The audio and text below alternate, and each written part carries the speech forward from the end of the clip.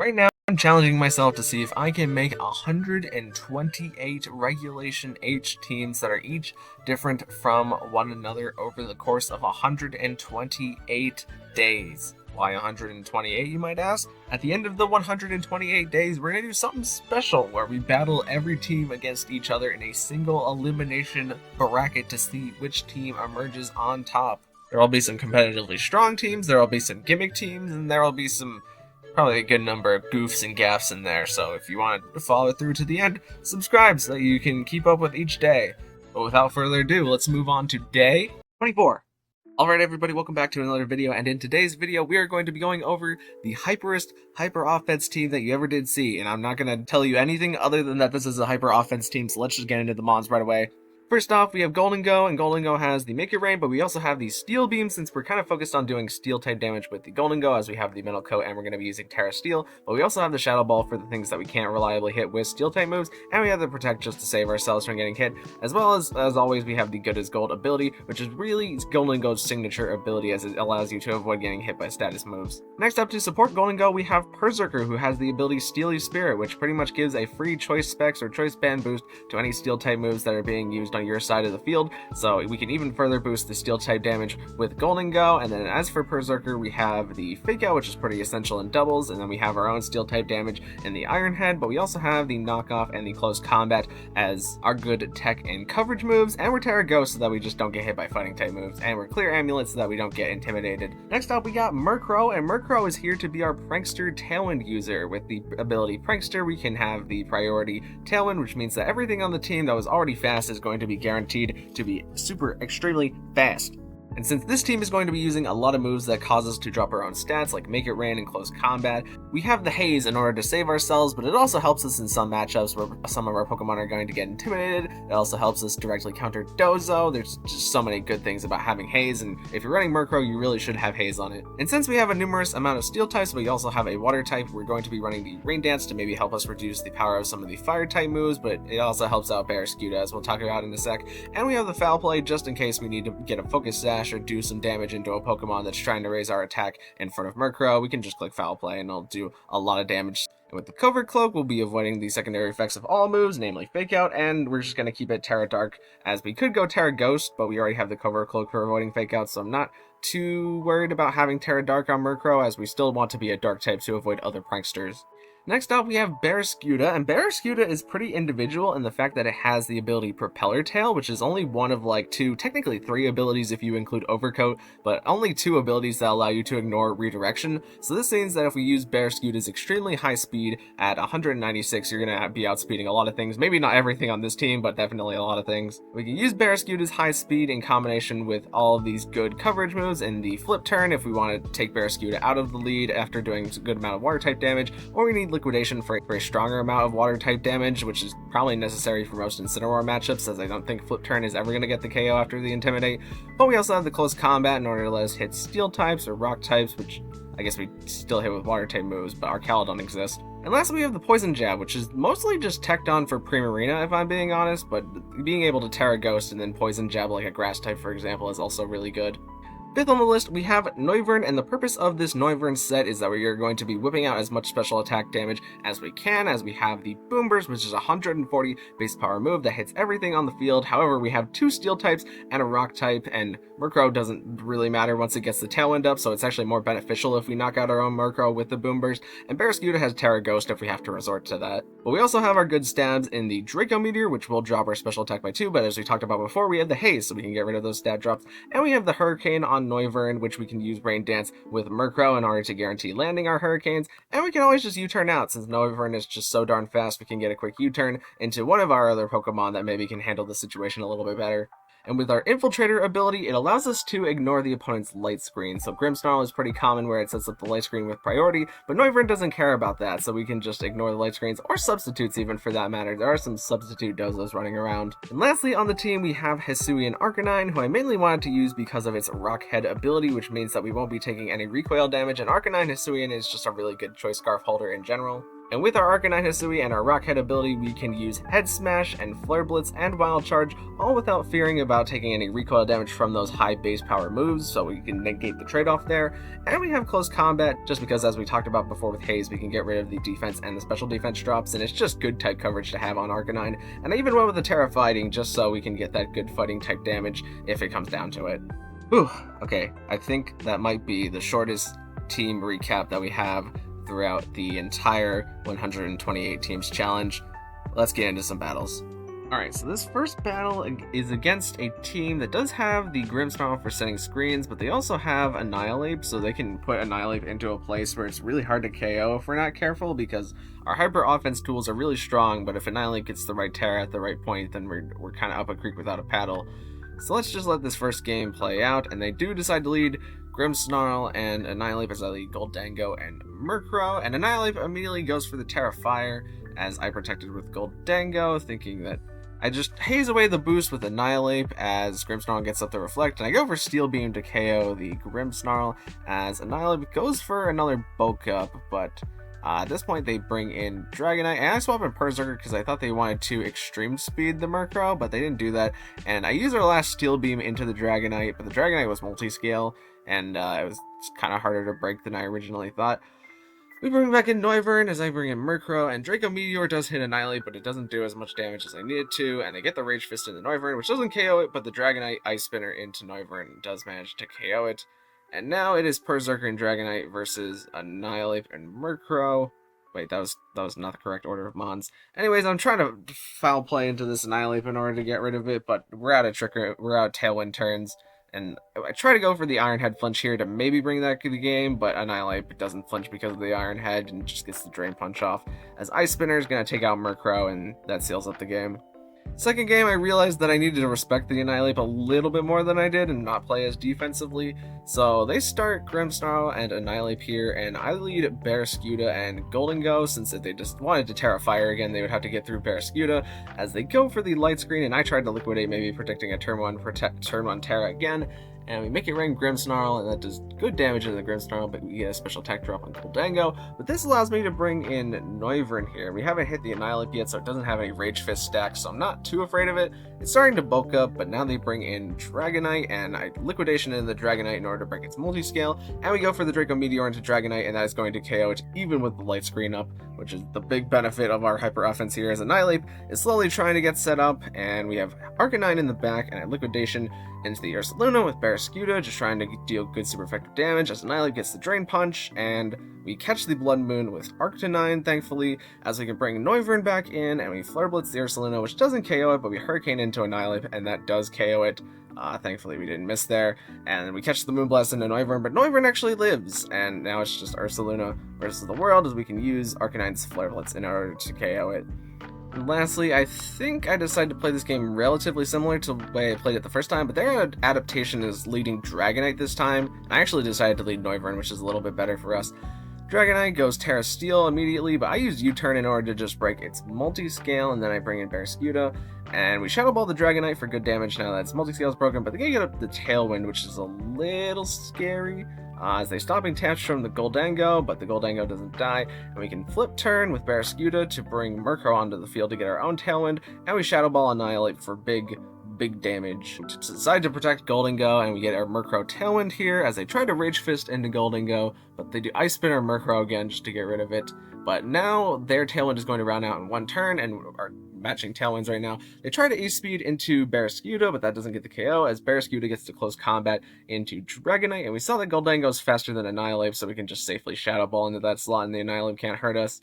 And now it is the Ursaluna and the Gothitelle, and the Gothitelle is going to fake out Barraskewda, and Barraskewda can't do anything about that, as we just Steel Beam into the Ursaluna, because I want to take Goldango off the field, because it's not super useful at this point. It would probably just catch an Earth Power, but we can easily seal up the game with Terra Normal on Noivern by clicking the Boom Burst, because there's not much that Gothitelle can do to Noivern, even though Noivern is just so frail, and the second Boom Burst is going to pick up KO. Okay, oh, here we have Hisui and Zoroark Mousehold, which scares me a lot. Admittedly, I'm not quite sure what to do about this, because I really wish I had Rock Slide on Arcanine, and I regret having Head Smash on this set, but we have to have a Head Smash Rock on Arcanine at some point, so this team kind of suffers for it. Let's do Noivern and Barraskewda, because they'll be faster than everything, and we can... The mouse isn't the one with the sash, it's the Zoroark is the one with the sash.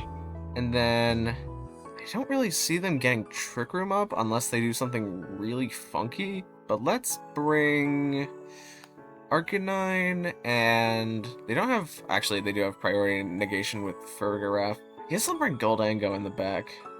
Okay, they start Annihilate and Mousehold question mark, but their Mousehold is Ghost. So Barraskewda will move before Noivern, so we could just flip turn the Mousehold, because the Annihilate can't do much without the Mousehold boost. I am just kind of concerned though if this is Zoroark and they get a free Shadow Ball, or a Stellar Terra... Oh, Stellar Terra Blast would be worse. I think we go for Draco Meteor into the Annihilate. Or, no, let's Draco Meteor, the Mousehold, and flip turn the Mousehold. Okay, the Mousehold is actually Mousehold, so that's good. Gets a flip turn into that spot, and what would they... I mean, they're not going to Rage Fist this turn, so we can bring in Goldango here. And we Draco Meteor, the mouse, and what does Annihilate do? Okay, Annihilate reveals that it's actually Zoroark and a Chaos Goldango. Great. Okay, the real Annihilate is now on the field, so we have to position around that. We're gonna need Noivern for later, so I guess we'll just Flare Blitz into the Zoroark, and that's gonna bring it down to Sash. Can I get a bird? No. Okay, Arcanihilate takes the Shadow Ball as the Annihilate bulks up, but I'm okay with that, because the only thing I can have in the back for speed control is the Farigiraf at this point. So what if I Liquidation the Zoroark and Flare Blitz the Annihilate? What is the Annihilate's Terra type? It's Terra... Oh, it's Terra Water. There's the water. Well, we at least do some Flare Blitz damage to it as we Liquidation the Zoroark, and it Rage Fist into Barraskewda, so thankfully we didn't flip turn that turn. Now we can bring in Noivern, and they bring in Goldango, who, as long as we land the Draco Meteor, I think it means that we win this game. And yeah, we land the Draco. Okay, great. Alright, we don't have to gamble on another miss, because Flare Blitz from Arcanine will 100% take out Goldango, because it's so squishy. Okay, so what would be their adjustment? Maybe just leading Goldango off the bat? I'm not super afraid of leading Arcanine this time. Because I led Noivern last time, and Noivern just hard checks their Gallade pretty much. Oh, their Gallade doesn't even have Trick Room. The only thing that actually has Trick Room is the Giraffe. Yeah, let's do Arcanine, and let's do Arcanine Barraskewda, and then have... Who else? We gotta bring Noivern, and I guess we'll bring Goldango, and we'll see how it goes. Okay, they do lead Farigiraf this time. Possibly. They possibly lead Farigiraf this time. We could just Hedge Smash into that slot, and their Throat Spray, so they're not Citrus Berry, so they should probably die. Their Terra Water does intimidate me here a little bit, though. I think we just double the Giraffe and hopefully not miss the Hedge Smash. We protect Annihilate here, we do land the Head Smash, and the Close Combat is going to pick up KO into Farigiraf. Okay, but now we can't hurt Annihilate, so, okay, they bring Gallade here. I am fine Head Smashing and... do I need Barraskewda to beat anything at this point? I don't really think so. I think I'd actually be more okay swapping into Goldango here, because as we saw last game, we really didn't need Goldango to beat too much, but I'd rather keep the speed up with Barraskewda. We missed the Head Smash, and Annihilate gets off a free bulk up as they Sacred Sworded Arcanine. Okay, so we can try to land the Hurricane into Gallade, and then go for the... I mean, it benefits them most to Terra Annihilate here, I feel like. So we could just double that slot with the Draco, and then trust that the Gallade can't really hurt Goldango is the thing, but it can hurt everything else. Maybe we just risk the Hurricane and go for the Shadow Ball and not overthink things. Okay, the Annihilate does protect, so as long as we land the Hurricane, good into Gallade. And the last Pokemon is revealed to be Goldango. Well, they should probably Terra the Ape here. And as long as we don't miss, we do still have Barraskewda in the back, who can't really hurt Golden Go. Oh, if they Terra Water here, it's the worst. I think I'm actually just going to swap Noivern for Barraskewda and then Shadow Ball into their Goldango, because my Noivern is, I feel like, pretty essential here. They do Terra Water, we Shadow Ball into their Goldango, and it takes it on one hit as they Rage Fish into Barraskewda, and we haven't hit them yet, so the Rage Fist doesn't actually do anything. But now we're kind of stuck where I really don't want to activate the Monkey's Rage Fist. I guess we just close combat for as much damage as we can get, and we Shadow Ball into Annihilate for as much damage as we can get. Because they're water now, so now we can go for the Terra Normal Boom Burst, and that should just win us the game, I think. Rage Fist Goldango, but that's fine with me, as now we can swap in Noivern, and... Okay, I thought for a second that I forgot about Terra. Yeah, Barraskewda is faster than Noivern, so we can 100%. I mean, they might protect here, but the game is still over. You know what? I actually could Terra Ghost, but the game is still over, so I don't really care to change my play. This person has decided to waste all of my time, and they didn't protect. So we just get to close combat them, and that takes them out. Alright, big win for the Hyper Offense team. Ooh, okay. Bit of an interesting matchup here. They have Vivillon, who I really liked from a video that we made not too long ago in the Belly Bowl video. But they also have Grassy Seed with Rillaboom and Sneasler and Choice Band Dragapult. If it's Timid Dragapult, it's gonna outspeed so many things. Or Jolly, I forget which nature, but basically if it's Speed Boost nature, it's gonna outspeed so much stuff on our team. I really don't know what's good into what here. I mean, I guess we could do... This is another instance where not having Rock Slide on Arcanine really hurts. I guess let's just leave Goldango and Murkrow, because that deals with a lot. And then trust that who cleans up in the back? I guess Berserker can take some hits. And I think Noivern is our safest one in the back. Let's do Noivern. Okay, they decide to lead Sneasler Dragapult, but we should be able to just click Terra Steel and make it rain, and I don't really see much of a downside to just clicking Terra Steel, make it rain, and Tailwinding. They go Terra Dragon on Dragapult to perhaps dodge a Ghost, and Sneasler is going to protect, which is good, as we get up our Tailwind and we get off our first Make It Rain, and that brings Dragapult down to 2%, as Dragapult goes for the Phantom Force. Okay. I mean, they should have targeted it into the Goldango spot. I might find losing Goldango just so I can hit Dragapult. I think what I want to do is I want to swap Berserker and then use Foul Play into the Dragapult, because I'm pretty fine losing Berserker if it just means that I can Foul Play with Merc. Actually, no, Merker's probably faster than the Dragapult now.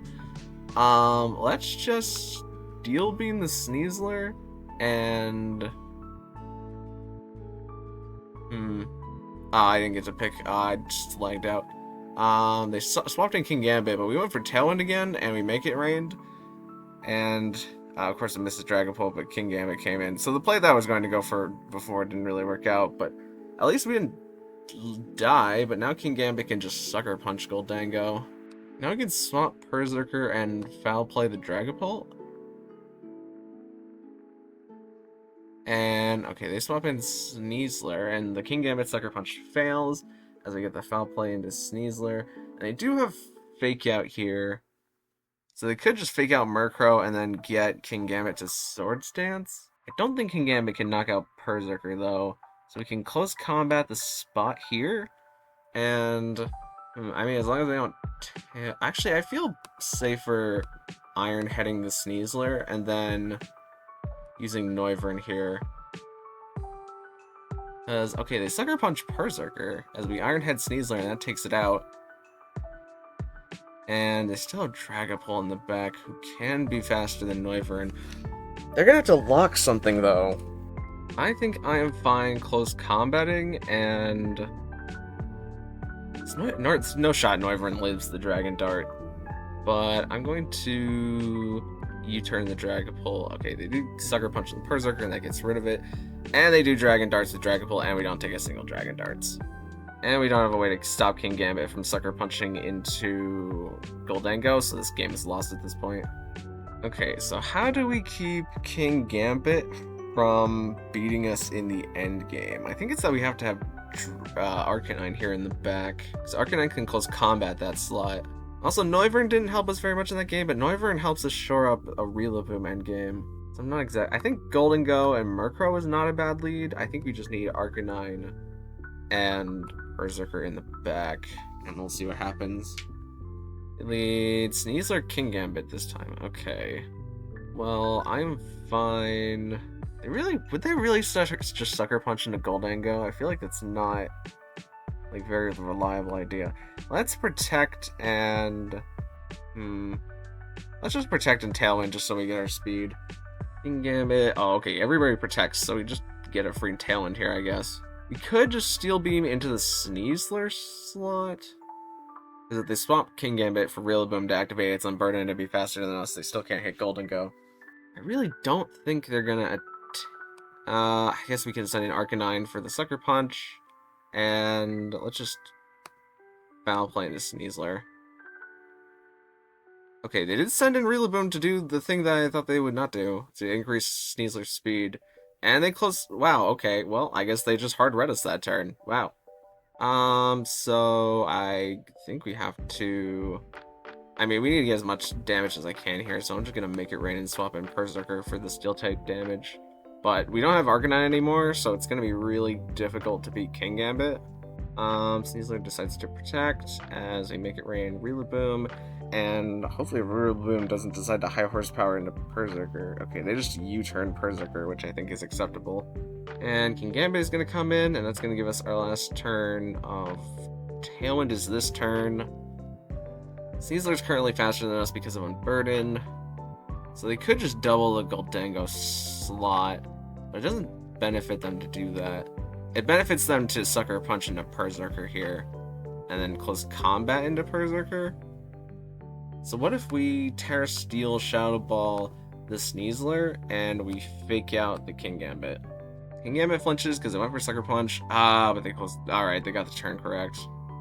I guess that's the major downside of Hyper Offense, is that if you're one of your Hyper Offense pieces goes down immediately, you just kind of lose the game because your opponent predicted you. I still can't believe they decided to close combat into a Ghost type, though. That's crazy. They Terra Dragon, they're Pult, and they Sucker Punch Goldango. We Shadow Ball and Dragapult, but with our special attack drop, it's just not picking up KO. But Dragon Darts is picking up KO into Murkrow. So yeah, I'm not sure what I would do differently that game. I guess maybe just lead Arcanine, but leading Arcanine is then prone to doing the thing where they swap in Rillaboom and activate the Sneaslers on Burden. So I guess if I Terra Fighting to Arcanine and then used it to beat everything, like we could beat King Gambit pretty reasonably now that we resisted the Sucker Punch. And the only fire resist that they brought was Dragapult, so as long as we could use maybe Murkrow to beat Dragapult, then we would be better off, but I mean, that's just how hyper offense goes sometimes. But yeah, thank you guys so much for watching. If you liked it, maybe consider leaving a like on the video, and even consider subscribing. I don't think that this team is great, I just think it shows off a lot of very interesting hyper offense pieces that are not necessarily good, but could be slotted into a team. Like, you could use Barraskewda to value that Propeller Tail for ignoring redirection, or you could use Noivern for ignoring screens on the opponent's team and doing a lot of damage, or you could use Arcanine's Rock Head Smash if you want to, you know, smash your own head into a wall because it misses 20% of the time. But if you have any suggestions, you know, let me know in the comments below, and I probably will get around to it at some point. But I will see you in the next video. Thank you.